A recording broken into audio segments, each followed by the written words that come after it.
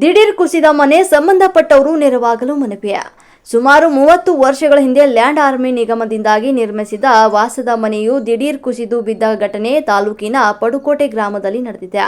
ಗ್ರಾಮದ ವಿಜಯ್ ಎಂಬುವರಿಗೆ ಸೇರಿದ ಮನೆಯು ಕಳೆದ 5-6 ವರ್ಷಗಳ ಕಾಲದಿಂದಲೂ ಕೂಡ ಸುರಿದ ಮಳೆಗೆ ಶಿಥಿಲಗೊಂಡಿತ್ತು. ನಿನ್ನೆ ಸುರಿದಂತ ಮಳೆಗೆ ಏಕಾಏಕಿಯಾಗಿ ಸುಮಾರು 5:30 ಸಮಯದಲ್ಲಿ ಕುಸಿದು ಬಿದ್ದಿದೆ. ಮನೆ ಕುಸಿದ ಪರಿಣಾಮ ಅಗತ್ಯ ಪೀಠೋಪಕರಣಗಳು ಸೇರಿದಂತೆ ಇತರೆ ವಸ್ತುಗಳು ಧ್ವಂಸಗೊಂಡಿವೆ.